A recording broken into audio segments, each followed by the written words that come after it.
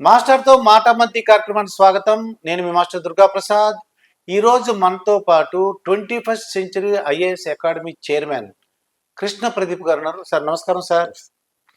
Sir Smita Sabharwal 10 years KCR గారి దగ్గర మన సీఎం ఆఫీస్లో ఉన్నారు. ఆవిడ ఒక ట్వీట్ చేశారండి. ఇది స్పెషల్లీ ఛాలెంజ్డ్, వాళ్ళు ఈ ఐఏఎస్కి రాకూడదు అనేసి ఆవిడ చెప్తున్నారండి. ఎందుకంటే ఫీల్డ్ వర్క్ ఎక్కువ ఉంటుంది అని అంటున్నారు. చాలా మంది అయితే ఒక కాంట్రవర్షియల్గా అయిపోయింది. దీన్ని మీరేమంటారు సార్? దీన్ని ఆమె ఏముంది అనే దానికన్నా important first as a civil servant ఆమె కామెంట్ చేయకూడదు. ఫస్ట్ కామెంట్ చేయకూడదు. ఎందుకంటే సివిల్ సర్వీస్ కాంట్రాక్ట్ రూల్స్ ప్రకారం ప్రభుత్వ విధానాలని విమర్శించే హక్కు ఏ ప్రభుత్వాధికారికి ఉండదు. గవర్నమెంట్ పాలసీ ఇది దివ్యాంగులకి రిజర్వేషన్ ఇవ్వడం అనేది గవర్నమెంట్ యొక్క పాలసీ. సో ఆ పాలసీలో భాగంగా రూల్స్ రెగ్యులేషన్స్ ఉంటాయి. ఆ రూల్స్ రెగ్యులేషన్స్ ప్రకారం ఏ డిపార్ట్మెంట్లో ఉన్న వాళ్ళకి ఇవ్వాలి, ఏ డిపార్ట్మెంట్లో ఉన్న వాళ్ళకి ఇవ్వకూడదు అనేది ఆ గవర్నమెంట్ యొక్క విధానాల ప్రకారం ఉంటుంది అన్నమాట. సో ఐఏఎస్లో రిజర్వేషన్ ఉంది, ఐపీఎస్లో రిజర్వేషన్ లేదు. అంటే దానికి స్పెసిఫిక్ కోటా ఉండదు. మిలిటరీలో లేదు. కాబట్టి ఇందులో ఏవైతే మళ్ళీ వీటిలో కూడా సివిల్ పోస్టులు ఏవైతే ఉంటాయో సివిల్ పోస్టులు అన్నిటికీ అర్హత ఉంటుంది. కాబట్టి ప్రిలిమినరీ లెవెల్ నుంచి కూడా ఈ బెంచ్ మార్క్ డిజబిలిటీస్ ఉన్నటువంటి దివ్యాంగులకి గవర్నమెంట్ రిజర్వేషన్ ఇస్తుంది. సో ఇచ్చినప్పుడు దాని మీద వ్యక్తిగత అభిప్రాయం చెప్పాలంటే నీ టెన్యూర్ అయిపోయిన తర్వాత చెప్పాలి. టెన్యూర్ అయిపోయిన తర్వాత, రిటైర్మెంట్ అయిపోయిన తర్వాత ఇటువంటి విధానాల మీద వ్యాఖ్యానం చేయాలి. సో భావ వ్యక్తీకరణ స్వేచ్ఛ ప్రకారం మరి అనొచ్చు కదా అనుకోవచ్చు. ఆర్టికల్ 19(1)లో ఉన్నటువంటి ఈ freedom of speech and expression ఏదైతే ఉందో అది సాధారణమైన సిటిజన్స్కి ఉన్నటువంటి హక్కు. అదే రాజ్యాంగంలో అదే ప్రాథమిక హక్కుల్లో రిస్ట్రిక్షన్స్ కూడా పెట్టారు. ఈ రిస్ట్రిక్షన్స్ ప్రకారం ప్రభుత్వాధికారులు కానీ లేకపోతే మిలిటరీ సైన్యంలో ఉన్నటువంటి వాళ్ళకి పోలీసులు కానీ వీళ్ళెవరూ కూడా ఇష్టం వచ్చినట్టు భావ వ్యక్తీకరణ చేయకూడదు. మోర్ పర్టికులర్గా గవర్నమెంట్కి సంబంధించిన పాలసీస్ని విమర్శించకూడదు. సో దివ్యాంగులకి రిజర్వేషన్ ఉండడం అనేటటువంటిది గవర్నమెంట్ పాలసీ. సో దాన్ని విమర్శించకూడదు. అంటే మీరు నేను లేకపోతే ఇంకొకళ్ళు ఎవరో ప్రభుత్వాధికారులు కాని వాళ్ళు ఎవరైతే ఉంటారో బయట వాళ్ళు ఎవరైనా సరే నీ ఇష్టం, freedom of speech and expression ఉంది కాబట్టి నువ్వు చేసుకో. ఏ రకమైన దాని తర్వాత వచ్చేటటువంటి ఏమైతే పరిస్థితులు వస్తాయో అన్ని ఎదుర్కోవాల్సి ఆ రిపర్కషన్స్ అన్ని వాళ్ళు కోర్టుకి వెళ్తారా లేకపోతే ఇంకో ధర్నాలు ఎదుర్కోవడం జరుగుతుంది. ఇవన్నీ వాళ్ళు ఎదుర్కొంటారు.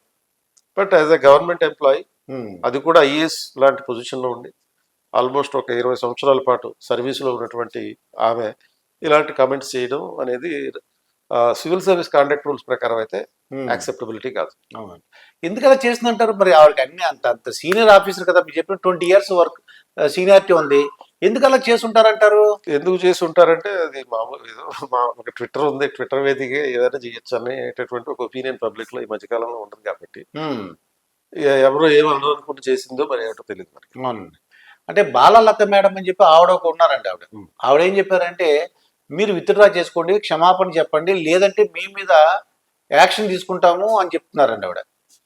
అంటే ఆవిడ మీ అందరూ కూడా స్పెషల్లీ ఛాలెంజ్డ్ పీపుల్ అంతా కూడా మేము ముందు మీకు ఛాన్స్ ఇస్తున్నాము, దానికి క్షమాపణలు చెప్పండి, ఆ ట్విట్టర్లో ఉన్న దాన్ని రిమూవ్ చేసామంటున్నారు. సో అంటే యాక్షన్ తీసుకోవడం అంటే వ్యక్తిగతంగా వాళ్ళు ఏం యాక్షన్ తీసుకోలేరు. మ్యాక్సిమం ఏం చేయాలంటే గవర్నమెంట్కి కంప్లైంట్ పెట్టాలి, రిటర్న్గా కంప్లైంట్ పెట్టాలి, లేకపోతే కోర్టులో కేసు పెట్టాలి. 2016కి సంబంధించి ఒక చట్టం ఉంది, ఈ దివ్యాంగుల రక్షణ హక్కుల రక్షణ చట్టం అని చెప్పి. సో ఆ 2016 చట్టం ప్రకారం కోర్టులో కేసు పెట్టాలి. సో అవమానించినందుకు లేకపోతే ఇంకో రకంగా చేసినందుకు, వ్యాఖ్యలు చేసినందుకు కోర్టులో ఆవిడ మీద శిక్ష పడేటట్టుగా వాదనలు చేయాలి. అండ్ ఈ లోపల గవర్నమెంట్ ఏం చేయాలంటే ఈ డిపార్ట్మెంటల్ ఎంక్వైరీ చేయాలి. ఎందుకంటే కాంట్రాక్ట్ రూల్స్ ఉల్లంఘన జరిగింది. సో ఈ స్టేట్మెంట్ రైటా రాంగా అనే దానికన్నా ఇంపార్టెంట్ ఏంటంటే సివిల్ సర్వీస్ కాండక్ట్ రూల్స్లో ఉన్నటువంటి అంశాల మీద ఉల్లంఘన చేసే విధంగా ఆమె వ్యాఖ్యలు చేయడం జరిగింది. కాబట్టి ముందు డిపార్ట్మెంటల్ ఎంక్వైరీ జరగాలి. సో డిపార్ట్మెంటల్ ఎంక్వైరీ ఇవన్నీ జరిగిన తర్వాత అవన్నీ అయ్యేటప్పటికి మినిమం ఒక 1 or 2 years అయితే పడుతుంది. ఈ లోపల ఈ ఇష్యూ అన్ని సర్దుకుంటాయి యాక్చువల్గా అయితే. అప్పటి వరకు ఎవరికి గుర్తు కూడా ఉండకపోవచ్చు. సో చేయాల్సింది ఏంటంటే కోర్టులో సవాల్ చేయడం. స్మితా సబర్వాల్ గారు ఆర్డర్ ప్రకారం ఒక ఐఏఎస్ అంటే ప్రజలకు ఎప్పుడు కూడా అప్రోచ్లో ఉండాలి, 24 అవర్స్ కూడా వాళ్ళతో టచ్లో ఉండాలి. అందుకు నేను అంటున్నారండి ఆవిడ. అది మంచి పనే యాక్చువల్గా. ఆ. పబ్లిక్ తో టచ్ లో ఉండడం అనేది చాలా అద్భుతమైనటువంటి విషయం, చాలా మంచి విషయం. అవును. ఇది యాక్చువల్గా మనకి అడ్మినిస్ట్రేటివ్ సిస్టంలో కూడా ఈ సింపతి, ఎంపతి అనేటటువంటి కంపల్సరీగా ఉండాలి ఉమ్. పబ్లిక్ పట్ల. ఒక కంపాషన్ ఉండాలి పబ్లిక్ పట్ల. ఆమె కరీంనగర్కి కలెక్టర్గా ఉన్నప్పుడు కూడా తల్లి లాలన అని చెప్పి ఒక ప్రోగ్రామ్ స్టార్ట్ చేసింది ఆవిడ. ఉమ్. సో ఆ తల్లి లాలన అనే ప్రోగ్రాంలో భాగంగా చాలా ఫేమస్ అయింది ఆవిడ. ఉమ్.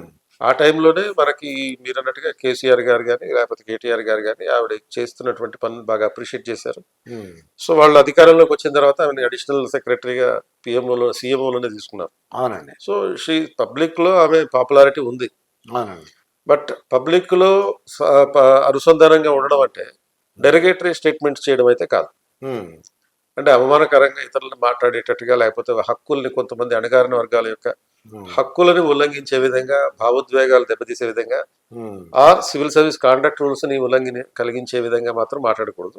అన్నిటికన్నా మించి గవర్నమెంట్ పాలసీస్ కి విరుద్ధమైనటువంటిది ఈ మాట్లాడకూడదు. నేను అనుకోండి ఇదంతా కూడా పూజా కేట్కర్ అని చెప్పేసి ఆవిడ సందర్భంలో బహుశా రైట్. ఆవిడ అంటే మోసగించింది యూపీఎస్సీని కొద్దిగా, అందుకు ఆవిడ గౌక నేను అనుకోవటం అండి. నేను పర్సనల్గా అనుకోవటం. సో పూజా ఖేడ్కర్ అనే ఆమె ఒక కాన్ ఆర్టిస్ట్, అంటే మోసగత్తారు. ఆ.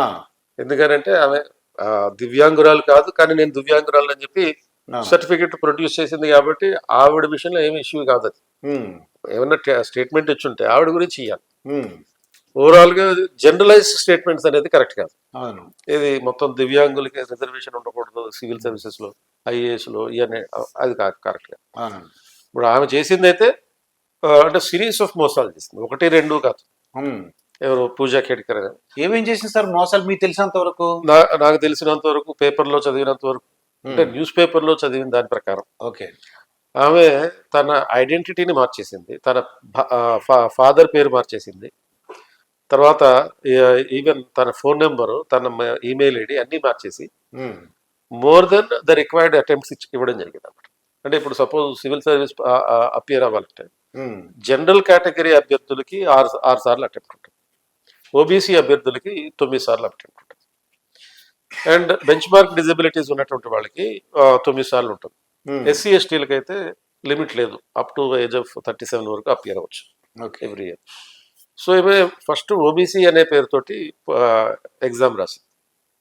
వీళ్ళ ఫాదర్ ఐఏఎస్ ఆఫీసర్, అంటే ఓబీసీ కేటగిరీకి రాదు, అంటే ఈ క్రీమీలేయర్ కేటగిరీ కిందకి రాదు, కానీ క్రీమీలేయర్ ఎగ్జామ్షన్ సర్టిఫికేట్ తీసుకుంది. తర్వాత వీళ్ళ ఫాదర్ రిటైర్మెంట్ అయిపోయాక లాస్ట్ 2024 ఎలక్షన్స్లో పార్లమెంట్ ఎన్నికల్లో కంటెస్ట్ చేశాడు ఈయన. సో కంటెస్ట్ చేసినప్పుడు మనం అఫిడవిట్ ఇవ్వాలి. ఆ అఫిడవిట్లో మనకి ఎంత ఆస్తులు ఎంత ఉన్నాయి, క్రిమినల్ నేరాలు ఏమైనా చేసామా, కేసులు ఏమైనా ఉన్నాయి, ఇటువంటివి చెప్పాలి. సో ఈ అఫిడవిట్లో ఉన్న దాని ప్రకారం వీళ్ళకి ఆల్మోస్ట్ 70 కోట్ల వరకు ఆస్తులు ఉన్నాయి. 70 కోట్ల ఆస్తి ఉందంటే మీనింగ్ ఏంటి? క్రీమీలేయర్కి అర్హత లేదని. ఈబీసీ కాదు. సో ఆ రకంగా ఒక మోసం చేసినట్లు. ఇంకో మోసం ఏంటి, ఐడెంటిటీనే చేంజ్ చేసేసింది, అదో మోసం. ఇంకొకటి ఏంటి, ఈవెన్ తనకి బెంచ్ మార్క్ డిజబిలిటీస్ ఉన్నట్టుగా చెప్పను. సో బెంచ్ మార్క్ డిజబిలిటీస్ ఉన్నాయి అనేటటువంటి విషయాన్ని 2 సార్లు 2 రకాల తప్పుడు సర్టిఫికెట్లు తీసుకోవడం. ఒకసారి ఏమో visually impaired as well as psychologically challenge అన్నట్టుగా కూడా పెట్టింది. మరో సందర్భంగానేమో physically impaired as well as visually impaired అని పెట్టింది. Psychological impaired as well as visual, ఈ 2 రకాల స్కీములు ఉంటాయి. ఓకే అండి, అదొకటైతే మరొక ఆస్పెక్ట్ ఏంది అంటే ఉద్యోగంలో మొత్తానికి యాక్చువల్గా మనకి యూపీఎస్సీ ఇంటర్వ్యూ అయిపోయిన తర్వాత మెడికల్ టెస్ట్లకి వెళ్ళాలి. పర్టికులర్గా ఎవరైతే బెంచ్ మార్క్ డిజబిలిటీస్ ఉన్నాయని చెప్తారో వాళ్ళ మీద స్పెసిఫిక్గా వెళ్తారు. జనరల్ మెడికల్ టెస్ట్లకి అయితే ఏదైనా గవర్నమెంట్ హాస్పిటల్కి రిఫర్ చేస్తారు. బెంచ్ మార్క్ డిజబిలిటీస్ ఉన్న వాళ్ళకైతే all India institute of medical science AIIMS ఉంది కదా, దానికి పంపిస్తారు. ఈమె 6 సార్లు, 1-2 కాదు 6 సార్లు ఈ మెడికల్ టెస్టులు తప్పించుకుంది. సో తప్పించుకోవడమే కాకుండా మళ్ళీ సెంట్రల్ అడ్మినిస్ట్రేటివ్ ట్రిబ్యునల్లో కేసు పెట్టింది, ఈవిడే కేసు పెట్టింది. ఒక ఓబీసీగా, ఒక అమ్మాయిగా నాకు ఇంకోసారి అవకాశం కల్పించడానికి, అడిషనల్ అటెంప్ట్స్ ఇవ్వడానికి అవకాశం ఉండదు. సో 9 అటెంప్ట్స్ ఎగ్జాస్ట్ అయిపోయినాయి, ఇంకోసారి అవకాశం ఇవ్వమని చెప్పి కేసు పెట్టింది. కేసు పెడితే నువ్వు బెంచ్ మార్క్ డిజబిలిటీస్ లేకపోయినా, ఈబీసీ కాకపోయినా నువ్వు నీ సర్వీస్ కొట్టావు అంటే ఆమె 2 సార్లు సర్వీస్ వచ్చింది. సెకండ్ టైం వచ్చినప్పుడు ఐఏఎస్ అయ్యి. సో అట్లా మోసం చేసి సర్వీస్ కొట్టావు అండ్ కాబట్టి నీకు ఉన్నటువంటి సర్వీసు డిస్మిస్ చేయాలి నిన్నని చెప్తే మొత్తానికి లోపల ఎట్లా మేనేజ్ చేశారు, ఓకే. మేనేజ్ చేసి సర్వీసులోకి వచ్చేసిందాం. వచ్చిన తర్వాత మళ్ళీ EBC certificate, bench mark disability certificate అన్ని పెట్టి మళ్ళీ ఐఏఎస్ కూడా 840 ర్యాంకు, దాంతో 840 ర్యాంక్కి ఐఏఎస్ వచ్చింది. అంటే bench mark suppose bench mark disabilities నిజంగా ఉంటుంటే లేకపోయినా కానీ ఎగ్జామ్ రాసింది. ఎగ్జామ్ రాయడం వల్ల ఏమవుతుందంటే మిగతా అభ్యర్థులకి 3 గంటలలో ఎగ్జామ్ రాసే అవకాశం ఉంటే వీళ్ళకి మాత్రం 4 గంటల టైం ఉంటుంది. సో మరొకరికి రావాల్సిన అవకాశాన్ని ఈమె లాగేసుకున్నట్టు అయింది. అంతే. కాబట్టి అది చాలా విస్తృతమైనటువంటి మోసాలు, 1-2 మోసాలు కాదు. యూపీఎస్సీని ఎంత దారుణంగా మోసం చేయాలో అంత దారుణంగా మోసం చేసింది. పబ్లిక్ ని మోసం చేసింది. వేరొకరి అవకాశాన్ని ఈవిడ లాగేసింది. పోనీ లాగేసినప్పుడు ఇదంతా చేసినప్పుడు సైలెంట్ గా నీ పన్ను చూసుకెళ్ళాలి. అలా కాకుండా అమ్మాయి ఒక 10 నెలల ట్రైనింగ్ మన ముస్సూరిలో ఉంటుంది. అయిపోయిన తర్వాత ఒక 1 ఇయర్ పాటు 12 మంత్స్ పాటు ఫీల్డ్ లెవెల్ ట్రైనింగ్ ఉంటుంది. ఈ ఫీల్డ్ లెవెల్ ట్రైనింగ్ లో భాగంగా ఫస్ట్ మీరు కలెక్టర్ ఆఫీసులో అసిస్టెంట్ కలెక్టర్గా పోస్టింగ్ ఇస్తారు. అసిస్టెంట్ కలెక్టర్గా పోస్టింగ్ ఇచ్చినప్పుడు మనకి రెసిడెన్షియల్ ఫెసిలిటీ, జీతాలు తప్ప ఇంకేమీ ఇవ్వరు. ఓకే. కానీ ఆవిడ డిమాండ్ చేయడం మొదలుపెట్టింది. డిమాండ్ చేయడం ఏమని, నాకు సెపరేట్గా ఆఫీస్ కావాలి, సెపరేట్గా రెసిడెన్షియల్ ఫెసిలిటీ కావాలి, నాకు సపోర్టర్ కావాలి, అంటే అసిస్టెంట్ కావాలి, అండ్ ఒక కారు కావాలి, దాని మీద ఏమో ఎర్రలైట్ కావాలి, ఇవన్నీ డిమాండ్ చేయడం మొదలుపెట్టింది. హడావుడి చేసి చేద్దాం. నీకు ఇవేమి రావంటే వాళ్ళ ఫాదర్కి కాల్ చేసి చెప్పింది. వాళ్ళ ఫాదర్ కూడా బ్యూరోక్రాటే కాబట్టి ఆయన ఈ ఇన్ఫ్లుయెన్స్ చేసేటటువంటి నేచర్ ఉన్నటువంటి వ్యక్తి. గతంలో అతను కూడా 2 సార్లు సస్పెండ్ అయ్యాడట. సో ఇతను మళ్ళీ ఆ కలెక్టర్కి ఫోన్ చేసి మా అమ్మాయికి ఇవన్నీ ఏర్పాటు చేయాలి అని చెప్పి ప్రెషర్ చేయడం మొదలుపెట్టారు. ఈ ప్రెషర్ తట్టుకోలేనటువంటి ఆ కలెక్టర్ ఈవిడ్ని వేరే జిల్లాకి ట్రాన్స్ఫర్ చేశాడు. ఈవిడేం చేసింది, నన్ను ట్రాన్స్ఫర్ చేసాడని చెప్పి నన్ను వేధింపులు, సెక్షువల్ హరాస్మెంట్ చేస్తున్నాడని ఈ కలెక్టర్ అని చెప్పి కంప్లైంట్ పెట్టింది. రివర్స్ అది. మరి ఇంత ఇన్సబార్డినేషన్ చూపించింది. అంటే ఒక ఎథిక్స్ పేపర్ చదువుకొని జనరల్గా యూపీఎస్సీ ఎగ్జామ్ రాస్తాం. ఇక్కడ ఎక్కడా కూడా మనకి ఎథిక్స్ కనపడింది, ఎక్కడ నైతిక విలువే లేదు. అండ్ ఒక అడిషనల్ కలెక్టర్ లీవ్ లో ఉంటే ఆ అడిషనల్ కలెక్టర్ కి సంబంధించిన ఆఫీసులోకి వెళ్ళిపోయి, ఆయన లీవ్ లో ఉంటాడు, ఆయన ఆఫీసులోకి వెళ్ళిపోయి ఆయన వస్తువులన్నీ పక్కకు పెట్టేసి తను అక్కడ కూర్చోవడం మొదలెట్టింది. ఇది ఒక రకమైన ఇన్సబార్డినేషన్. సో దీని అంతటిని మళ్ళీ పైకి ఇదన్నీ చూసిన ఒక ఆర్టీఐ యాక్టివిస్ట్ అసలు ఈవిడ బ్యాక్గ్రౌండ్ ఏంటి చూద్దాం అని చెప్పి ఆర్టీఐ ద్వారా మొత్తం కనుక్కుంటే ఈ మొత్తం విషయాలు బయటకు వచ్చినాయి. సో ఫైనల్గా యూపీఎస్సీ ఈ అమ్మాయి మీద పోలీస్ ఎఫ్ఐఆర్ దాఖలు చేసింది అండ్ సస్పెన్షన్ చేసింది. సో దీని మీద కమెంట్ చేస్తూ స్మితా సబర్వాల్ గారు ఈ రకంగా ఓవరాల్ గా జనరలైజ్ చేసి అసలు వీడికి రిజర్వేషన్ ఉండకూడదు అన్నారు. కారణం ఏంటంటే ఆవిడ చెప్పేది ఏంటంటే, ఇప్పుడు ఫర్ ఎగ్జాంపుల్ భయంకర తుఫాన్ వచ్చింది అనుకోండి, ఆ తుఫాన్ టైంలో వెళ్ళిపోవాలి, కలెక్టర్ గారు వెళ్ళిపోవాలి, లేదా ఫీల్డ్ వర్క్ వెళ్ళిపోవాలి అనే ఉద్దేశంతో నేను అనుకుంటున్నాను పర్సనల్గా. అటువంటి టైంలో ఈ స్పెషల్లీ ఛాలెంజ్డ్ పీపుల్ ఆయన ఇబ్బంది పడతారేమో అనేసి ఆ ఉద్దేశంతో ఆవిడ చెప్పి ఉంటుందని నేను అనుకుంటున్నాను. ఇప్పుడు ఇబ్బంది పడేంత వర్క్ ఉండదు. ఇప్పుడు అలాంటి పరిస్థితి వచ్చినప్పుడు ఎవరైనా సరే అధికారంలో ఉన్నవాడు వెళ్ళడానికి సిద్ధంగానే ఉంటాడు. అంటే నీకు ఎవరు చెప్పారు మేము ఇబ్బంది పడతామని చెప్పి? ఊహించుతుంది ఆవిడ, ఊహించుంటుంది ఆవిడ ఊహిస్తుందని. అంటే ఒకరి సామర్థ్యాన్ని అంచనా వేసేటటువంటి హక్కు అయితే ఎవరికి లేదు. అది గవర్నమెంటే ఇచ్చినప్పుడు, అంటే ఒక పాలసీ తయారు చేసింది. గవర్నమెంట్ పాలసీ తయారు చేయడం అంటే చిన్న పని కాదు. సెక్రటేరియట్లో, అంటే సెంట్రల్ సెక్రటేరియట్లో అందులో ఉండేటువంటి సోషల్ వెల్ఫేర్ మినిస్ట్రీ ఏదైతే ఉంటుందో ఆ మినిస్ట్రీలో ఉండేటటువంటి సీనియర్ సెక్రటరీలు, joint secretary, deputy secretary, additional secretary, special secretary ఇంతమంది ఉంటారు. వీళ్ళందరూ కలిసి కూర్చొని పాలసీ తయారు చేసి దానికి సంబంధించిన ఒక బిల్లు తయారు చేసి ఆ బిల్లుని మినిస్టర్ ద్వారా పార్లమెంట్లో ప్రవేశపెట్టి పార్లమెంట్ అప్రూవల్ పొందారు. పార్లమెంట్ అప్రూవల్ పొందిందంటే ఏంటి మీనింగ్? చట్టం ఆ చట్టం 2016 చట్టం చేశారంటే మీనింగ్ ఏంటి, పార్లమెంట్లో ఉన్న 543 లోక్సభ సభ్యులు, 245 మంది రాజ్యసభ సభ్యులు అందరూ కలిసి ఆమోదించారు. అండ్ తర్వాత రాష్ట్రపతి ఆమోదించారు. ఇందులో ఎక్కడన్నా తప్పుంటే అది గుర్తిస్తారు కదా వాళ్ళు. అవునండి. ఎక్కడో చోట గుర్తించడం జరుగుతుంది. అల్టిమేట్ గా ప్రెసిడెంట్ అన్న సపోజ్ మీరు ఇట్లా బెంచ్ మార్క్ డిజబిలిటీస్ ఉన్న వాళ్ళకి ఐఏఎస్ ఇస్తే వాళ్ళు ఇలా ఏదైనా వరద ప్రాంతానికి వెళ్లాల్సి వస్తే వెళ్ళలేరు, ఎందుకు ఇచ్చారని చెప్పి ప్రెసిడెంట్ అని అడుగుతాడు. అడిగి ఆ బిల్లుని పునఃపరిశీలన చేయమని చెప్పి పంపిస్తాడు. మళ్ళీ ఎక్కడో చోట దానికి ఆగుతుంది. బట్ ఎంతమంది నమ్మిన దాన్ని ఆవిడ ఒక్కడే నమ్మలేదు.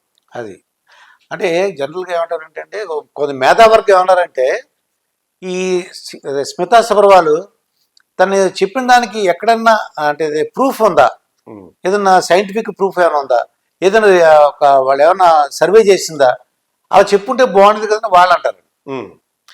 అదే ప్రూఫ్లు లేకపోతే ఇంకోటి ఏదైనా సరే first as a civil servant she should not make that announcement.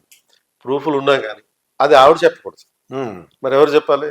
మీలాటోడో నాలాటోడో, are లేకపోతే గవర్నమెంట్ ద్వారా ముఖ్యమంత్రితోనో మినిస్టర్తోనో చెప్పించాలి.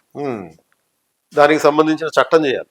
ఓకే, చట్టం చేసి ఇగో మీరు ఐఏఎస్ లోకి రాకూడదు, ఐఏఎస్ లోకి వస్తే మీకు ఇబ్బందులు ఎదురవుతాయి అని గవర్నమెంట్ లో ఉన్న వాళ్ళు చట్టం చేయాలి. అంటే మినిస్టర్లు చట్టం చేయాలి. వీళ్ళు చెప్పకూడదు అట్లా ఓపెన్ గా బహిరంగంగా ఇటువంటి కామెంట్లు చేయకూడదు. ఓకే, ఒకవేళ పడితే అసలు ఏం శిక్ష పడచ్చంటే స్మితా సబర్వాల్కి సస్పెండ్ అవడానికి అవకాశం ఉంటుంది అంటారా? సస్పెన్షన్ కి అవకాశం ఉండదండి. అంటే నోటీస్ కానీ నోటీస్, షోకాజ్ నోటీసు ఇటువంటివి చేస్తారు. సో షోకాజ్ నోటీస్ అంటే ఎందుకు ఇస్తారంటే అది డిపార్ట్మెంటల్ ఎంక్వైరీ.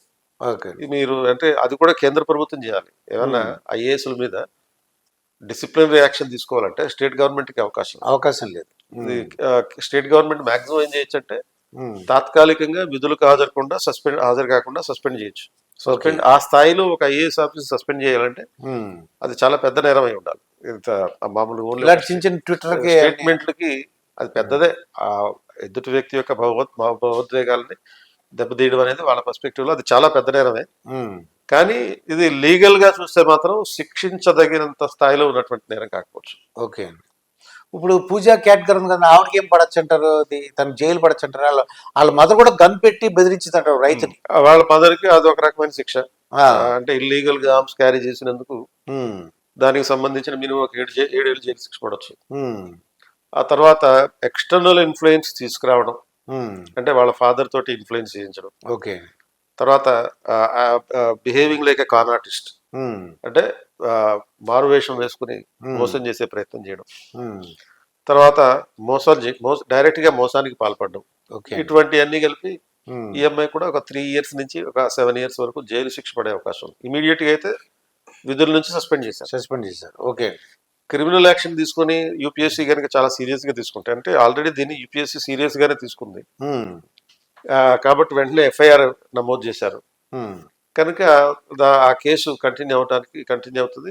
3 to 7 years పాటు ఇంప్రిజన్మెంట్ పడే అవకాశం కూడా ఉంటుంది. అయితే అమ్మాయి కూడా అప్ టు సుప్రీంకోర్టు వరకు ఫైట్ చేస్తుంది. ఫైట్ చేసి ఎంత కేసు అంతా కొలిక్కి వచ్చేటప్పటికి ఒక 10 ఏళ్ళు అయితే పడుతుంది. 10 years అయితే మినిమం పడుతుంది. సో ఒక 3 నుంచి 7 సంవత్సరాల జైలు శిక్ష కన్ఫర్మ్ అయితే అవుతుంది. ఎందుకంటే ఇవన్నీ ఇవి చేసిన ప్రతి మోసానికి క్లియర్ కట్ ఎవిడెన్సెస్ ఉన్నాయి. అండ్ యూపీఎస్సీ కంపల్సరీగా దీన్ని సీరియస్ గా ఎందుకు తీసుకుంటుందంటే ఈ సంఘటన జరిగిన వెంటనే దేశం మొత్తం యూపీఎస్సీ పనితీరు మీద అనుమానాలు మొదలైనవి. అది అంటే ఇప్పటిదాకా మనకి అన్ని రాజ్యాంగ సంస్థల్లోకి కొంచెం ప్రజల్లో ఎక్కువ విశ్వాసం ఉన్నటువంటిది యూపీఎస్సీ. ఆ తర్వాత ఎలక్షన్ కమిషన్ ఇట్లా ఉంటుంది. సో ఆ యూపీఎస్సీ యొక్క పనితీరు మీదనే అనుమానాలు మొదలైపోయేటప్పుడు దాన్ని చాలా సీరియస్ గా తీసుకుని కొంతమంది ఇంకా ఇలాంటి వాళ్ళు ఎవరైనా ఉన్నారా అది కూడా చూస్తున్నారు. కాటంనేని భాస్కర్, నాగులపల్లి శ్రీకాంత్ అని వీళ్ళు నాయకులు చదువుకున్నారు అన్నమాట అండి. వాళ్ళు ఇప్పుడు సిఆర్డిఏ డైరెక్టర్గా కూడా ఉన్నాడు కాటంనేని భాస్కర్. నాగులపల్లి శ్రీకాంత్ కూడా ఒక హెల్త్ సెక్రటరీ దేనిగా చేస్తున్నాడు అనమాట అండి. నేను ఎందుకు ఈ ప్రశ్న అడుగుతున్నా అంటే ఎవ్రీ ఇయర్ మీ దగ్గర ఎంతమంది పాస్ అవుతుంటారండి? ఎవ్రీ ఇయర్ మీ దగ్గర యావరేజ్ 20 మంది నుంచి 30-40 మంది వరకు క్లియర్ చేస్తుంటారు. అంటే మన తెలుగు రాష్ట్రాల్లో ఆల్మోస్ట్ 70 మంది వరకు పాస్ అవుతుంటారు. ఓకే, అండ్ ఈ సంవత్సరం మనం ఢిల్లీలో కూడా స్టార్ట్ చేసాం కాబట్టి ఢిల్లీ స్టూడెంట్స్ కూడా కొంతమంది పాస్ అయ్యారు. సుమారుగా ఒక 50-60 మంది వరకు 21st century నుంచి పాస్ అయ్యారు. సెలెక్ట్ అయిన మొత్తం కలెక్టర్ అయిన అంటే ఐఏఎస్ కన్ఫర్మ్ అయిన వాళ్ళు ఐఏఎస్ కన్ఫర్మ్ అయిన వాళ్ళు సుమారుగా ఒక per year average every year average total గా అంటారు అది ఎవ్రీ ఇయర్ ఎవ్రీ ఇయర్ 6 3 4 ఉంటారు. అది అంటే 20 మంది వస్తే దాంట్లో ఐపీఎస్ ఐఆర్ఎస్ ఇలా కూడా ఉంటారు. అన్ని కలిపి ఒక 5 6 ఉంటారండి ఎవ్రీ ఇయర్. ఐఏఎస్ 5 10 వరకు అట్లా ప్రతి ఇయర్ ఒక 3 4 అయితే ఐఏఎస్ వస్తారు. అంటే మనకి రిజల్ట్ వచ్చిన వెంటనే ర్యాంకులు మాత్రమే తెలుస్తాయి. ఆ ర్యాంకులను బట్టి మనం సర్వీస్ అనుకోలేం. ఇప్పుడు సపోజ్ కొంతమందికి రిజర్వేషన్ వల్ల 700 ర్యాంక్ వచ్చినా ఐఏఎస్ రావచ్చు.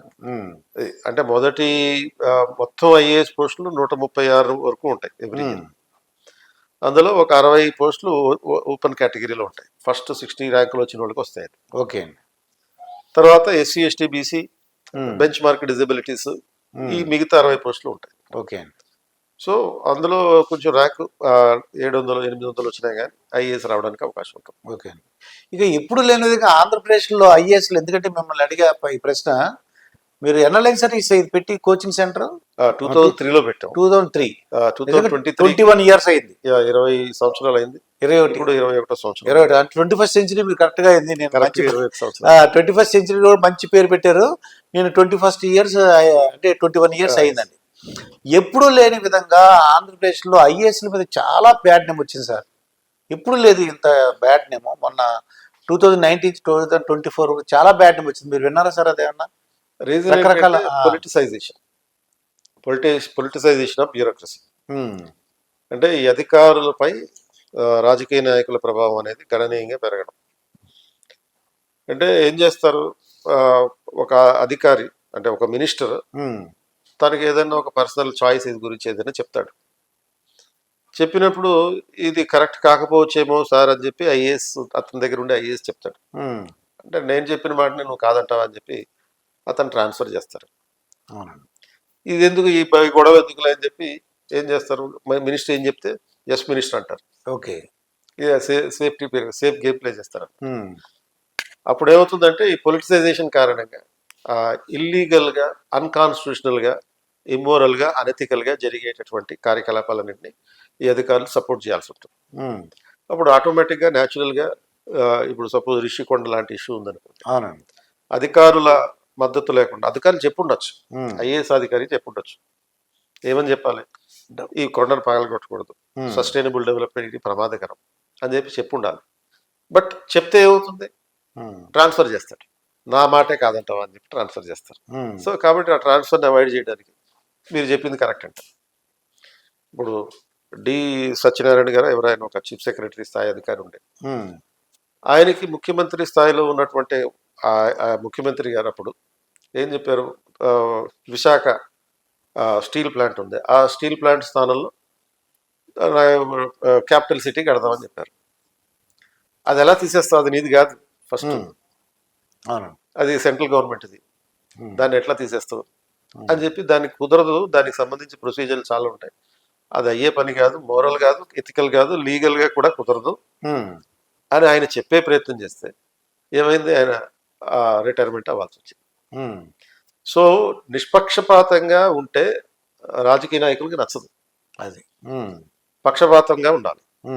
ఇప్పుడు మన సర్దార్ వల్లభాయ్ పటేల్ గారు, అవునండి, so he is known for encouraging the neutrality, political neutrality of the civil service. ఉన్నమాట చెప్పాలి, అది ఉన్నమాట చెప్పాలండి, ఉన్నమాట చెప్పాలి. అది నువ్వు మంచి చెడు కాదు, నువ్వు న్యూట్రల్గా ఉండు, నువ్వు నా కాంగ్రెస్ పార్టీయా లేకపోతే కమ్యూనిస్ట్ పార్టీయా సంబంధం లేదు, ఎవరికి సపోర్ట్ చేయాల్సిన అవసరం లేదు. నువ్వు చెప్పాల్సింది ఏంటంటే పబ్లిక్ ఇంట్రెస్ట్ ఉందా లేదా అని చెప్పాలి, రాజ్యాంగ పరంగా కరెక్టా కాదని చెప్పాలి, చట్టబద్ధంగా కరెక్టా కాదని చెప్పాలి, ఎథికల్గా రైటరంగా చెప్పాలి. సో ఇలా ఎంకరేజ్ చేసేవాడు ఆయన, అవునండి, పొలిటికల్ న్యూట్రాలిటీని ఎంకరేజ్ చేసేవాడు. అండ్ నువ్వు పొలిటికల్గా న్యూట్రల్గా ఉండాలి, అట్ ద సేమ్ టైం ప్రజా ప్రయోజనాల కోసం కమిట్ అయి ఉండాలి. ప్రజలకు ఏది మంచి జరుగుతుందో దానికోసం నాకు చెప్పు అనేటటువంటి పర్స్పెక్టివ్ని ఎంకరేజ్ చేశాడు. ఓకే, కాబట్టి అప్పుడు అధికారులు కొంచెం తటస్థంగా పనిచేయగలిగారు. ఆ చీఫ్ సెక్రటరీ జవహర్ రెడ్డి గారి మీద చాలా ఆరోపణలు వచ్చినాయండి. వాళ్ళ అబ్బాయి ఏదో పొలాలు స్థలాలు విశాఖపట్నంలో తీసేసుకున్నాడు అని చెప్పేసి అంటే ఆరోపణలు వచ్చినాయి. అటువంటి ఆరోపణలు ఎదుర్కోవడం మరి చాలా బాధాకరం. అంటే ఆరోపణలు అన్నప్పుడు దానికి ప్రూఫ్లు కూడా ఉండాలి, అప్పుడు అది నిజం అనుకోవచ్చు. అది ఆరోపణలు ప్రూఫ్ చూపిస్తున్నారండి. అంటే జనసేన అది వాళ్ళు జన సైనికులు అతను ఉన్నాడు, మా దగ్గర ఉన్న ప్రూఫ్లు అన్ని చూపిస్తున్నాడు అండి అతను, ఆ లీడర్. సో ప్రూఫ్లు చూపించినప్పుడు మన మామూలుగా జుడిషియల్ పరంగా ఎటువంటి చర్యలు అయితే తీసుకోవచ్చో ఆయన తీసుకోవచ్చు. ఇంకా సార్ ఐఏఎస్ ఆఫీసర్ పిల్లలు కూడా ఐఏఎస్ అవడానికి అవకాశం ఉందంటారా? వాళ్ళు ఇంట్రెస్ట్ ఎంత చూపించట్లేదు ఎక్కువ మంది. ఎందుకు అవకాశం లేదు, ఎవరన్నా అవచ్చు అవకాశం, కానీ ఎక్కువ మంది చూపించట్లేదా, ఇంట్రెస్ట్ చూపించట్లేదు. ఎవరండి? ఈ వాళ్ళ పిల్లలు ఐఏఎస్ ఆఫీసర్లే, మా తెలిసిన ఫ్రెండ్స్ ఉన్నారు, ఆ. వాళ్ళ పిల్లలు సాఫ్ట్వేర్ అమెరికాలో వెళ్ళిపోయారంట వాళ్ళు. అంటే రెండు రకాల పిల్లలు ఉన్నారు. ఎక్కువ మంది అంటే ఎక్కువ మంది ఇంట్రెస్ట్ చూపించట్లేదు. చూపించట్లేదు ఎందుకంటే ఇది ఒక రోజుతో అయిపోయే పని కాదు. అవునండి. మినిమం 3 సంవత్సరాలు దీనికోసం ప్రిపేర్ అవ్వాలి.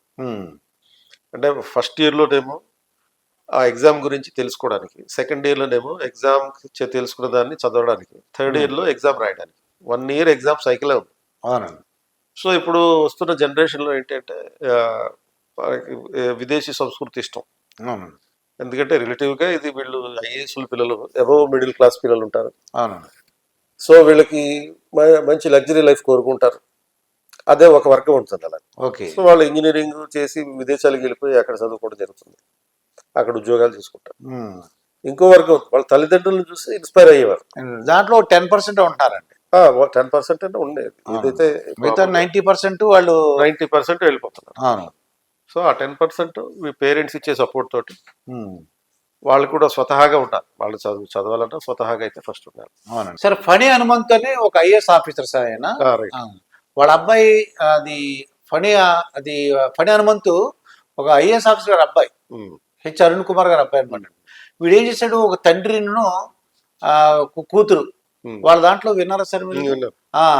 వాడి మీద పోలీస్ కేసు వేయించారు. అంటే మాలాంటి వాళ్ళకి ఏమనిపిస్తుంది అంటే, ఒక తండ్రి ఐఏఎస్ ఆఫీసర్ కదా, ఇలాంటివి చెప్పరా, అదే జాగ్రత్తగా ఉండంటారా బాబు, చెప్పరా ఏంటి అని. ఇప్పుడు సపోజ్ దేశంలో ఉన్న చాలా మంది నేరస్తులు ఉన్నారు. ఏ నేరస్తులతో పేరెంట్స్ కూడా నువ్వు నేరం చేయమని చెప్పరండి. అవును, చాలా నిజాయితీగా ఉండమనే చెప్తారు. 90% పేరెంట్స్ అలాగే ఉంటారు.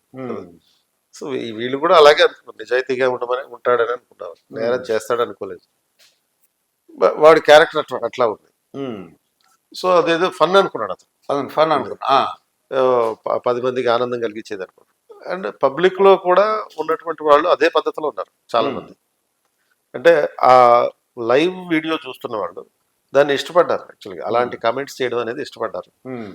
అందుకే లక్షల మంది, మిలియన్ల మంది చూశారు దాన్ని. సో అదొక వర్గం ఉంది. దానికి కారణం ఏంటి అంటే సొసైటీలో వస్తున్నటువంటి ఈ సోషల్ మీడియా ట్రెండింగ్స్. అది ఏ విధంగా అయితే మనలాంటి వాళ్ళు ఇటువంటి చర్యల్ని ఖండిస్తున్నామో, ఖండించినప్పుడు దాన్ని సమర్థించే ఒక వర్గం కూడా ఉంటూ వస్తుంది. కాబట్టి ఈ సోషల్ సిస్టంలో మార్పులు ఎక్కడి నుంచి మొదలుతున్నాయంటే, అది ఒక మొబైల్ ఫోన్లు రావడం, ఎకనామిక్ సిస్టంలో లిబరలైజేషన్ రావడం, ఇంటర్నేషనల్గా ఎక్స్పోజ్ కాగలగడం, ఈ స్వేచ్ఛ, మితిమీరినటువంటి స్వేచ్ఛ ఉండేటటువంటి అవకాశం ఉండడం, అండ్ తల్లిదండ్రులు తర్వాత ఇతర కుటుంబ సభ్యుల యొక్క ఆధ్వర్యంలో మనం పెరిగేటటువంటి అవకాశం తగ్గిపోవడం. అంటే ఒక ఉమ్మడి కుటుంబంలో ఉన్నంతసేపు మన అబ్జర్వ్ చేయడానికి ఎవడో ఒకటి ఉండేవాడు. అవును. అంటే ఊర్లో మనం ఎక్కడికి వెళ్ళినా, సపోజ్ చిన్న సిగరెట్ తాగినా మావయ్యో బాబాయ్యో చూసేవాడు. అవునండి. ఆ భయానికి అటువంటి పనులు చేసేవాళ్ళం కాదు. కానీ అదే ఇప్పుడున్నటువంటి పరిస్థితుల్లో ఉమ్మడి కుటుంబం లేదు, వీళ్ళని అబ్జర్వ్ చేయడానికి, సూపర్వైజ్ చేయడానికి, కంట్రోల్ చేయడానికి ఎవరూ లేరు. తల్లిదండ్రులు చేసే ప్రయత్నం చేసినా ఎదిరిస్తున్నారు. న్యూక్లియర్ ఫ్యామిలీస్ అవ్వడం. సో ఎదిరించడం అంటే వాడిని ఇల్లు వదిలేసిపోతా అంటాడు, లేకపోతే సూసైడ్ చేసుకుంటా అంటాడు, లేకపోతే రివర్స్ లో తిడతాడు, వీడి నువ్వేం తక్కువ అంటాడు. సో ఎందుకు వచ్చిందిలే అని చెప్పి వాళ్ళ ఫ్రీడమ్ వాడికి ఇద్దాం. అంటే ఇప్పుడు సపోజ్ సైకాలజిస్టులు కొంతమంది ఉంటారు, పిల్లల్ని ప్రెజర్ చేయకండి, వాళ్ళకి ఇష్టం వచ్చిన చేయండి, వాళ్ళని వదిలేయండి, స్వేచ్ఛ ఇవ్వండి అని చెప్పే ఒక వర్గం ఉంది. మళ్ళీ అదే సైకాలజిస్ట్ మళ్ళీ నెక్స్ట్ డే ఏం చెప్తాడు, పిల్లలకి మొబైల్ ఫోన్లు ఇవ్వకండి అంటాడు. ఈ రోజేమో వాడికి ఫ్రీడమ్ ఇవ్వండి అంటాడు, రేపేమో మొబైల్ ఫోన్ ఇవ్వద్దు అంటాడు. మొబైల్ ఫోన్ ఇవ్వకపోతేనేమో అది ఫ్రీడమ్ రిస్ట్రిక్ట్ చేసినట్టు. అప్పుడు ఎల్లుండి ఏం చెప్తాడు అంటే రీజనబుల్ గా ఫ్రీడమ్ ఇవ్వండి అంటాడు, 1 గంట చూసుకుని. అలా ఎలా కుదురుతుంది? ఒక్కసారి పిల్లల చేతుల్లో ఫోన్ ఇచ్చేవంటే ఇక అది వదిలిచ్చే అవకాశం లేదు. అండ్ ఫోన్లోకి దిగాడు అంటే ఇక అది ఒక సముద్రంలో పడ్డట్టే లెక్క. ఇప్పుడు మొన్న నందికొట్కూరులో జరిగినటువంటి 3 పిల్లలు చేసినటువంటి సంఘటన చూడండి. చిన్నపిల్లలు ముగ్గురు, ఒక చిన్న పిల్లండి 3 సంవత్సరాల పిల్ల, అదే 3వ క్లాస్ అవుతుంది. రైట్. వీళ్ళేమో ముగ్గురు కలిసి 9th, 8th క్లాస్ చంపేసి, అవుతున్నారు. రేప్ చేసి చంపేసి, ఉమ్, ఎందుకు చేసేవరా నీకు ఇది ఆలోచన ఎందుకు వచ్చింది అంటే మొబైల్ ఫోన్ చూడడం వల్ల. ఉమ్. అది. సో కానీ mobile phone off course wrong కాదు. ఉమ్, అంటే రాంగ్ కాదంటే ఏంటి, ఏ పర్పస్ కోసం ఉపయోగిస్తున్నాం, ఎవరి కోసం ఉపయోగిస్తున్నాం, ఎంత టైం చూస్తున్నాం, అది ఎంత టైం కూడా ఎంత చూస్తున్నాం. టైం చూస్తున్నాం అనేది ఉంటుంది. కనుక అంటే పేరెంట్స్ ఇప్పుడు సపోజ్ ఇటువంటి అంశాలని మీరు ఉమ్, సివిల్ సర్వీస్ ఎగ్జామ్స్ లో కూడా క్వశ్చన్ అడుగుతున్నారు. ఉమ్, అంటే 2023లోనే baby cuddling is replace with the mobile phones అని చెప్పి ఒక క్వశ్చన్ వచ్చింది, కమెంట్ అని చెప్పి. ఉమ్, అంటే పిల్లల్ని హత్తుకుని లాలించడం అనేది పోయి ఉమ్, మొబైల్ ఫోన్లు ఇచ్చి వాళ్ళని వాళ్ళ బతుకు అన్నట్టుగా ఉండేటటువంటి పరిస్థితులు ఉన్నాయి. దీని దీని గురించి గురించి నీవేమంటావచ్చు, ఉమ్, ఇలాంటి క్వశ్చన్ ఇస్తున్నారు. అంటే సొసైటీలో జరిగేటటువంటి అంశాలని మనం అబ్జర్వ్ చేయడమే కాకుండా దాన్ని కాన్సెప్చువలైజ్ చేసి ఇంటర్నలైజ్ చేసుకోవాలి. ఉమ్, అది. సో ఆ పర్స్పెక్టివ్లో మనం అంటే ఒక రకంగా చెప్పాలంటే సివిల్ సర్వీస్ అనేది ప్రిపరేషన్ ఏదైతే ఉందో ఉమ్, దేశంలో ఉండే ప్రతి ఒక్కరు మినిమం చేయాలి, ఒక్కసారైనా చేయాలి. ఓకే. అప్పుడు ఎంతో కొంత మనకి సమాజం పట్ల ఉమ్. ఒక రెస్పాన్సిబిలిటీ వస్తుంది. సార్ ఇంకోటి, ఇప్పుడు ఐఏఎస్ ఆఫీసర్లు అండి, జేడి లక్ష్మీనారాయణ గారిని, లేదంటే మన లోక్సత్తా జయప్రకాష్ నారాయణ, ప్రవీణ్ కుమార్ గారు, ఇటువంటి వాళ్ళని ప్రజలు ఎందుకు నమ్మట్లేదు సార్? వాళ్ళు పార్టీలు పెట్టిన ప్రజలు నమ్మట్లేదు సార్. అది జైలుకి వెళ్ళి వచ్చిన వాళ్ళు నమ్ముతున్నారు. అంటే ఎందుకు నమ్మాలి ఫస్ట్? అంటే వీళ్ళు ఐఏఎస్ ఆఫీసర్లు కదా. ఐఏఎస్ ఆఫీసర్లు అయితే ఎందుకు నమ్మాలి అలా అంటారా? ఆ, అంటే వాళ్ళు ప్రజా సేవ చేద్దామని వచ్చారు. ఇప్పుడు మన దేశంలో ఉమ్, బ్యూరోక్రసీ నుంచి పాలిటిక్స్ లోకి వచ్చి డైరెక్ట్ గా సక్సెస్ అయిన వాళ్ళు ఎవరు లేరు. మాక్సిమం ఉంటే ఒక 1% ఉంటారు. 1% కాదు, ఒకలో ఇద్దరు ఉంటారు. అవును. జయప్రకాష్ నారాయణ గారు ఆయన ఫెయిల్ అయ్యారు పాలిటిక్స్ లో. జేడి లక్ష్మీనారాయణ గారు ఆయన కూడా ఫెయిల్ అయ్యారు.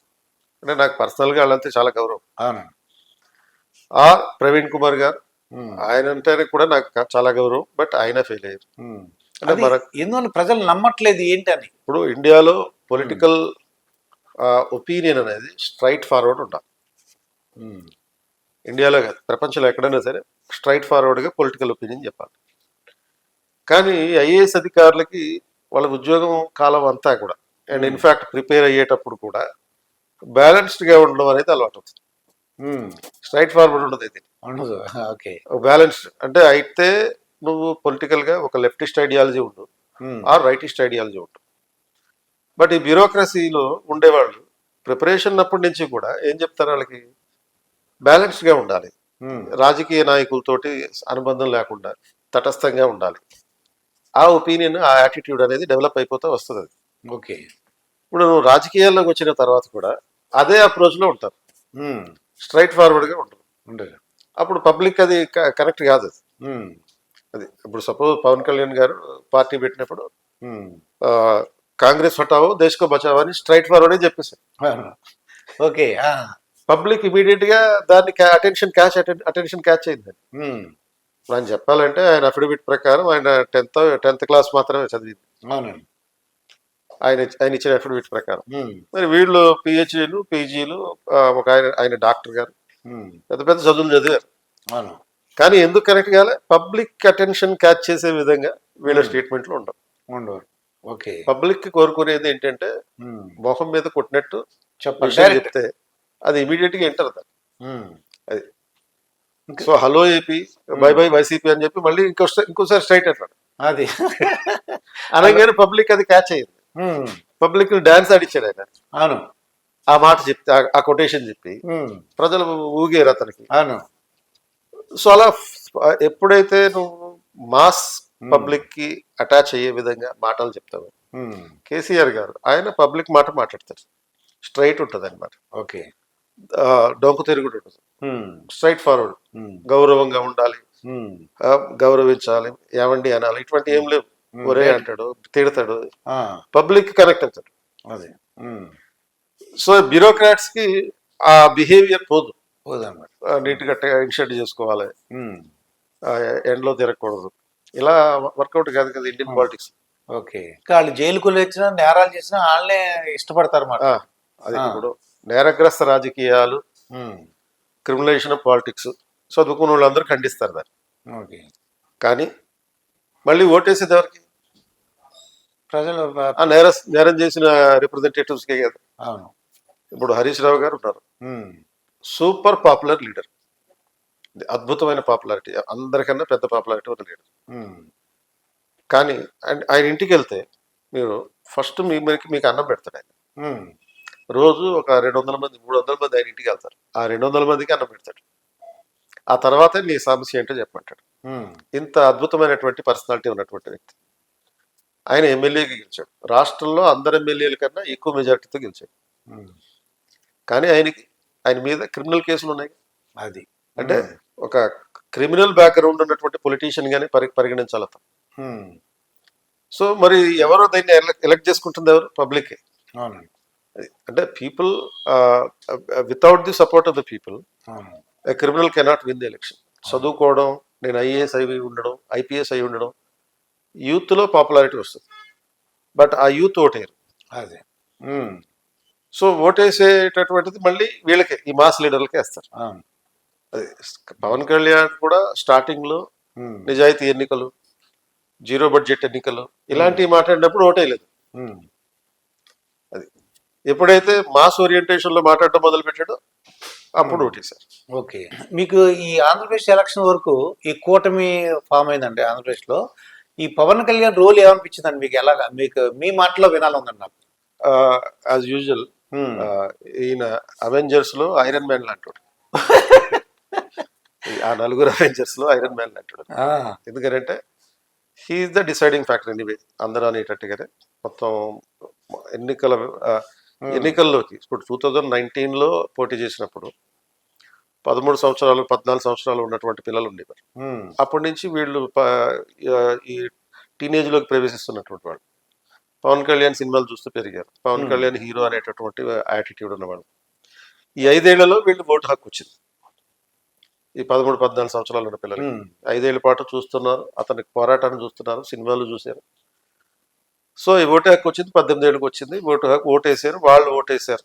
అంటే ఈ యూత్ ని రాజకీయాల్లో యాక్టివ్ గా పాల్గొనేటట్టు చేయడానికి ఒక వైబ్రేషన్ క్రియేట్ చేశాడు. సో ఆ యూత్ ఎప్పుడైతే రాజకీయాల్లోకి వస్తుందో they can change the mood of the election. Okay. అది కంప్లీట్ గా చేంజ్ అయిపోతుంది. ఎందుకంటే వాళ్ళు ఓటేయడమే కాకుండా they have also the ability to influence their parents. తల్లిదండ్రుల్ని కూడా ఇన్ఫ్లుయెన్స్ చేయగలుగుతారు. ఎలా అయితే తెలంగాణలో జరిగిందో, తెలంగాణలో నిరుద్యోగ యువత గతంలో ఎప్పుడు లేనంతగా ఓటింగ్ లో పాల్గొని టిఆర్ఎస్ కి వ్యతిరేకంగా ఓటు వేయించారు. పేరెంట్స్ తోటి కూడా ఓటు వేయించారు. అవునండి. అదేవిధంగా ఇతను యూత్ ని రాజకీయాల్లోకి ఆకర్షించాడు, వాళ్ళ పేరెంట్స్ ను కూడా ఇన్ఫ్లుయెన్స్ చేయించగలిగాడు. అది.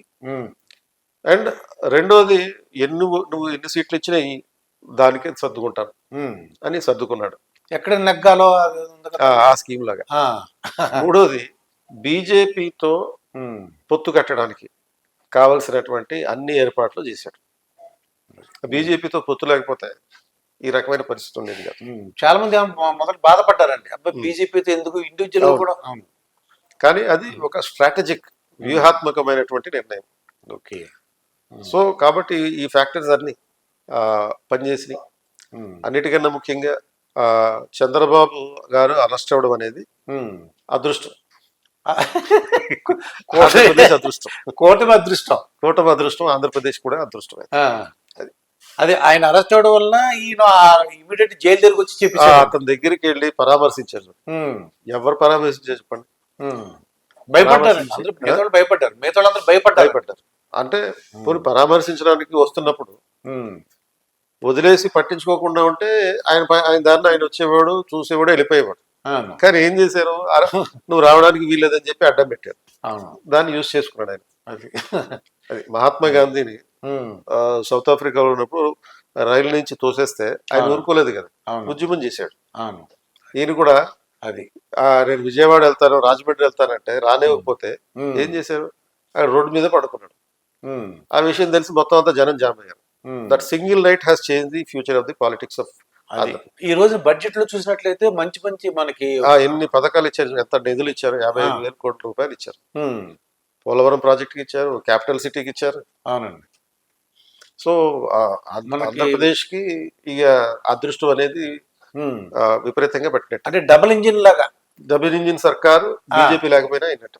అవును, వెనకబడిన ప్రాంతాలకు కూడా ఇది ఇచ్చారు. అంటే ప్రకాశం ఒకటి, రాయలసీమ, ఉత్తరాంధ్ర జిల్లాలు ఉన్నాయి, అవన్నిటి కూడా ప్యాకేజీ ప్రకటిస్తున్నారు. అలాగే వాళ్ళు కోస్టల్ ఏరియా పెట్టి కొన్ని ఏరియాస్ ఇండస్ట్రీస్ డెవలప్ అయ్యేలా చేస్తానంటారు ఈ బడ్జెట్ లో. ఎందుకంటే కేంద్ర ప్రభుత్వం గత 10 సంవత్సరాల నుంచి కూడా కోస్టల్ ఏరియాస్ మీద ఎక్కువ ఫోకస్ పెడుతుంది. అంటే coastal areas are the source of development అని చెప్పి.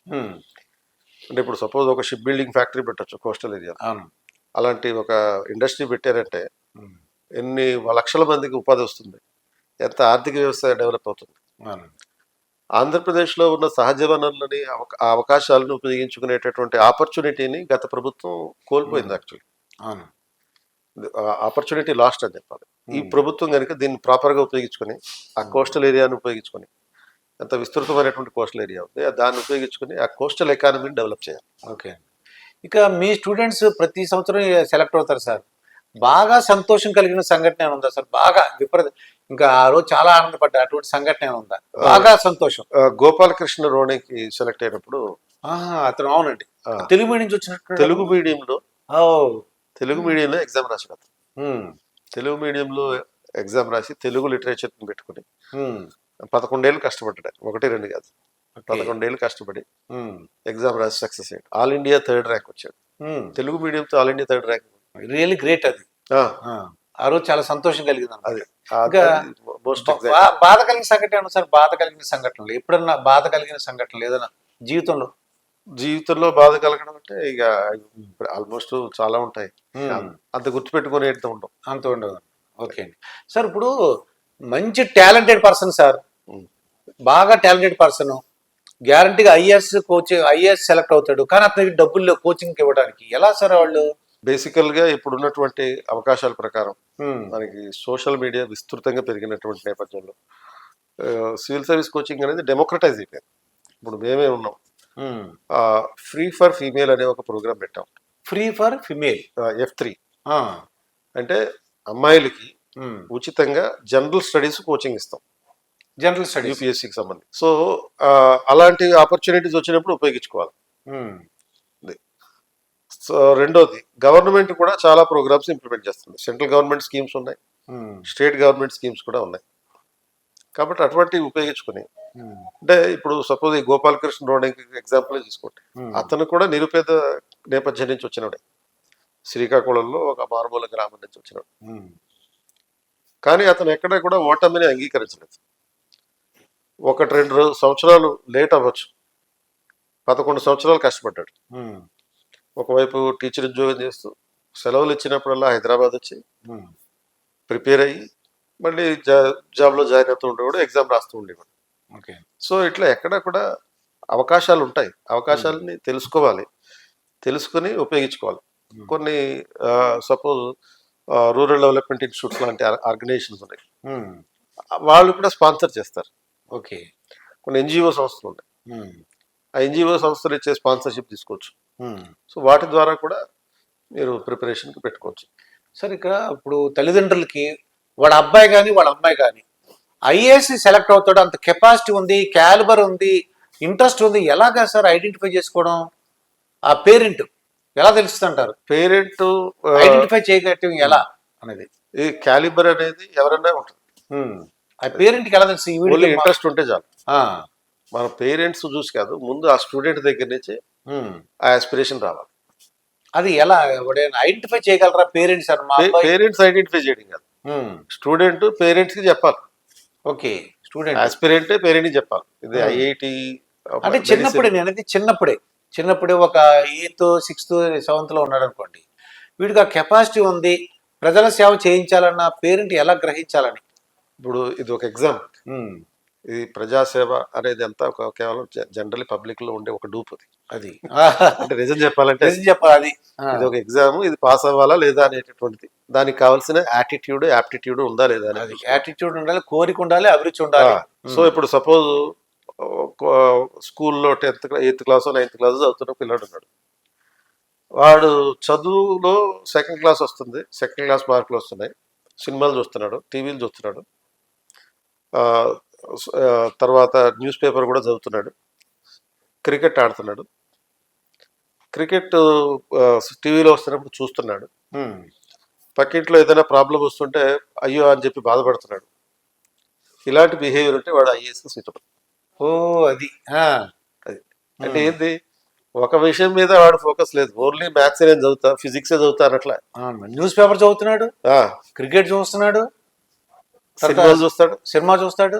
పక్కింట్లో ఏదైనా ప్రాబ్లం ఉంటే దానికి రియాక్ట్ అవుతున్నాడు. అంటే ఆల్ రౌండ్ డెవలప్మెంట్ లాగా ఉంది. ఆల్ రౌండ్ విషయాల మీద అతను అవగాహన పెంచుకుంటున్నాడు. ఉంటే వాడు సివిల్ సర్వీస్ ఎగ్జామ్ రాయడానికి కరెక్ట్ పర్సన్. ఓకే, అది చాలా మంచి విషయాలు చెప్పారు సార్. నిజంగా మా మా భారతీ టీవీకి కానీ మా టీవీ ఛానల్ వాళ్ళకి చాలా సంతోషం కలిగించే మాటలు చెప్పారు. చివరిగా స్టూడెంట్స్ కానీ ఎవరికైనా మెసేజ్ ఇవ్వడానికి ఉన్నారు సార్ అని చెప్తారా? సో మీరు స్టూడెంట్స్ పర్స్పెక్టివ్లో చెప్పాలంటే మనకి ఎగ్జామ్, సివిల్ సర్వీస్ ఎగ్జామ్ రాసినా రాయకపోయినా సివిల్ సర్వీస్ పరీక్ష మీద అవగాహన పెంచుకొని కొన్ని రోజులు దాన్ని ప్రిపేర్ అవ్వండి. తద్వారా జీవితం మీద అవగాహన పెరుగుతుంది. అండ్ ఆ అవగాహన పెరిగినప్పుడు ఈ మధ్యన కొన్ని ట్రెండ్స్ ఉన్నాయి. ఆ ట్రెండ్స్కి లోపడకుండా, అంటే పర్టికులర్గా ఏ ట్రెండ్ అంటే దేశంలో యూత్ ఎక్కువ సూసైడ్లు చేసుకుంటారు మిగతా వాళ్ళకంటే. 46% మంది సూసైడ్లు చేసుకునే వాళ్ళలో 46% మంది యూతే ఉన్నారు. ఆ సూసైడ్ టెండెన్సీ అనేది పోతుంది సివిల్ సర్వీస్ ప్రిపేర్ అయితే. సైకాలజీలు ఇవన్నీ తర్వాత సంగతి. ముందు సొసైటీ మీద అవగాహన వస్తే మనకి కాన్ఫిడెన్స్ వస్తుంది. నేను సొసైటీలో ఏమైనా చేయగలను, ఫెయిల్ అయినా నేను మళ్ళీ తిరిగి లేవగలను అనే కాన్ఫిడెన్స్ వస్తుంది. ఆ సూసైడ్ టెండెన్సీ అనేది మర్చిపోతుంది. ఎందుకంటే మీకు ఒక ఎంపీసీ చదివినోడు, బైపీసీ చదివినోడు సూసైడ్ చేసుకుంటాడు, కానీ హెచ్ఈసీ చదివినోడు ఎప్పుడైనా సూసైడ్ చేసుకోవడం వాడికి నేను ఇప్పుడు చెప్పాను చూడండి, అవన్నీ ఉంటాయి. అది సొసైటీ మీద అవగాహన ఉంటుంది. ఏమన్నా వచ్చినా కానీ దాన్ని చూసుకుందాంలే అనేటటువంటి యాటిట్యూడ్ ఉంటుంది. ఓకే, సో కనుక ఈ ప్రిపరేషన్ అనేది ఆ యాటిట్యూడ్ తీసుకొస్తుంది. ఇదండి కృష్ణ ప్రదీప్ గారితో జరిగిన ఇంటర్వ్యూ. మరొక ఇంటర్వ్యూతో మీ ముందుంటాను. మీ మాస్టర్ దుర్గా ప్రసాద్. నమస్కారం సార్.